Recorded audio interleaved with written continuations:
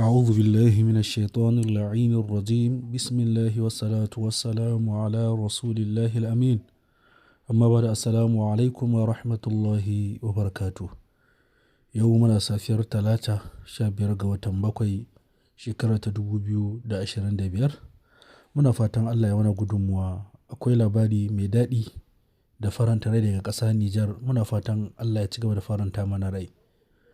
Cikin jarumta da bajinta da shugaban ƙasar Nijar Brigadier Janar Abdurrahman Tchiani yake yi a ƙasar Nijar, yau ma ya ƙara fito da wani sabon sanarwa wanda ya gwangwaje al'ummar ƙasar Nijar, wanda wannan ba ƙaramin alfahari ba ne ga al'ummar ƙasar Nijar.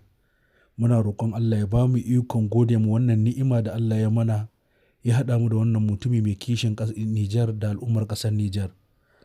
Ba wani sanarwa ne ya fitarwan cewa ba zai ƙara saida ma wata ƙasa da uranium ba face sai ƙasar China da ƙasar Russia. Duba da yadda makamashin uranium ya zama wani gold yanzu a duniya, yadda kowace ƙasa take buƙatar shi, take mararin shi, take buƙatar shi don tsare kanta, don ƙirƙirar makamashi masu linzami, don ƙirƙirar nukiliya da ɗan sauran abubuwa da ake buƙatar uranium na yau da kullum. Wannan kuma daga cikin falala da rahama da gamdakatar nan Ubangiji, Allah ya shimfiɗa mana wannan uranium ɗin a ƙasar Nijar mai ɗimbin yawa, wanda ga nan kawai ana haƙo shi kyauta daga Allah. Muna gode ma Allah akan wannan ni'ima. Allah ka taimake mu wurin gode ma wannan ni'ima da kai mana. Kuma mun sani a kwanaki shekarun baya ƙasar Faransa ita kaɗai take iya tasarrufi da iko da uranium ɗin ƙasar Nijar, wanda zuwan Brigadier Janar Abdurrahman Tchiani ya fatattake ta, ya kore ta, ya kuma ƙwace iko da tasarrufi na wannan ma'adani da ake haƙowa a ƙasar Nijar. A da mun san irin ƙangin bautan da muke yi a haƙowa ba a ƙasanmu, bacin an haƙo shi a ƙasanmu, sannan wani ne zai siya, kuma ba mu isa mu ce ga wanda za mu sai dama ba. Dole ƙasar Faransa nan ita za ta siya, kuma mai ciniki ma ba zai yiwu ba, sai dai ita ta faɗi farashin da za ta siya. In ana saidawa 1,000 ne a duniya, to ita ta ce naira 200 za ta siya, kuma haka nan dole haka za a saida mata a 200 ma ta ba ƙasar Nijar sai ta sarrufi da 200. A'a, sai dai ita za ta yi musu aiki. Wannan bauta da me ya kama? To a yanzu ƙasashen Amerika da su Japan da suke siya uranium daga ƙasar Nijar ta ce ba ta ƙara saida musu ba.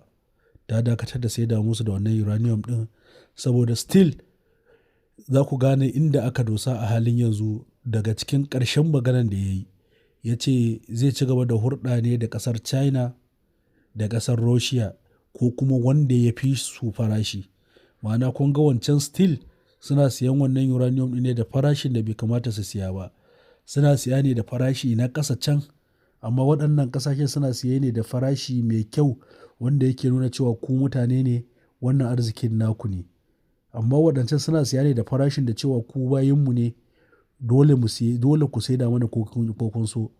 To ƙasar Nijar ta bugi ƙirji, ta sallama waɗannan, ta dawo da hulɗa da waɗannan ƙasashe, da ƙasar Russia da ƙasar China, wanda a halin yanzu idan muka kalla siyasan da ke faruwa a duniya na faɗace-faɗace da yaƙe-yaƙe, da wanda ake yi da wanda ake sa ran zai iya ɓarkewa nan kusa ba da jimawa ba, to za ku ga Amerika kusan duk asara take yi.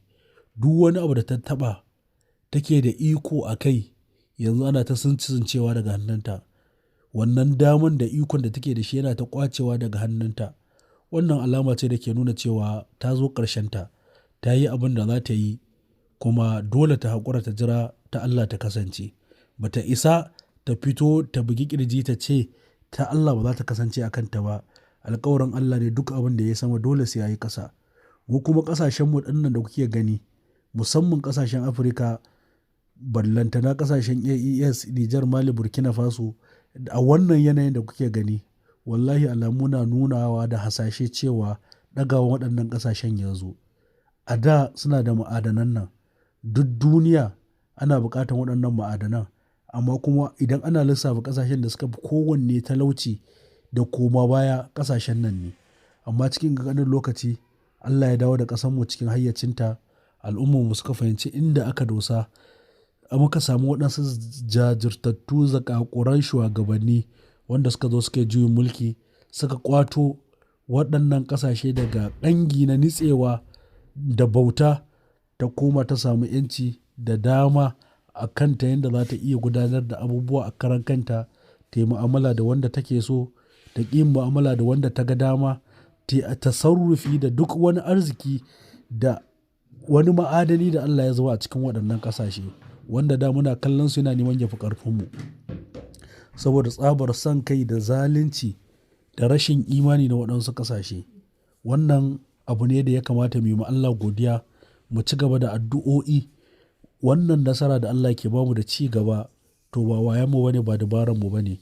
Idan muka ci gaba da addu'o'i za mu samu nasara, za mu samu ɗaukaka, za mu samu girma. Duk wani abu da muke bukata Allah zai ba mu. Kuma addu'o'in nan muna ganin tasirinsu sosan gaske. A da ko lissafinmu ba a yi, ko maganan ƙasashenmu ba a yi. Wasu ne kawai suke kaka gida suke bautar da ƙasan sai yanda suka gani. Da suna sun ba da 'yanci amma wallahi ba 'yanci ba ne, bauta muke yi. To amma yanzu muna kallon albarkacin addu'a cikin ƙanƙanin lokaci, cikin 'yan ƙanƙanin shekaru Allah ya kifar da wancan damar da waɗancan, ya ba mu waɗansu zakakuran shugaba, ƙasashe sun dawo cikin hayyacinsu, ci gaba. Jiba irin ci gaban da ake samu a ƙasar Burkina Faso. Duk yanda kake tunani, duk yanda lissafinka zai iya hararo maka, wallahi an wuce nan. Amma da haka kawai wani ne zai zo ya ɗauko tsari da tunani da lissafi da wani abu nashi ya zo ya kawo ƙasarmu, ya zo ya gina. Mu ƙasashenmu ba wani karatu ake yi ba, amma duk wani abu da za a yi da ƙarfi, da hikima, da lissafi, wallahi mutanenmu duk za su iya yi. Amma saboda ba su da takarda, haka nan za a haramta musu aikin gwamnati. Yanzu gashi ƙasar, a farkon al'amari ƙasar Burkina Faso ta ƙirƙira ma matasa aikin yi, ko kana da takarda ko ba ka da takarda, ko ka je makaranta ko baka je makaranta ba, za a zo a nuna maka aikin da za ka yi, ka ciyar da ƙasanka gaba, kai ma ka samu naka wanda za ka yi makanka tasarrufi, kai makanka hidima.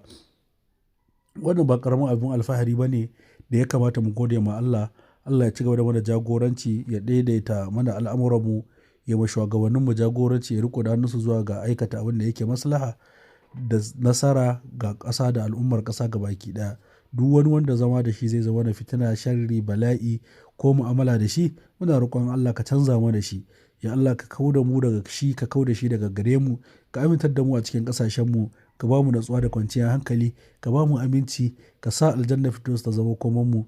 In mutuwar mu ta zo ka kyautata ƙarshenmu, ka sa aljanna firdaus ta zama komanmu. Wa subhanaka Allahumma wa bihamdik, nashhadu an la ilaha illa anta, nastaghfiruka wa natubu ilaik. Wassalamu alaikum wa rahmatullahi wa barakatuh.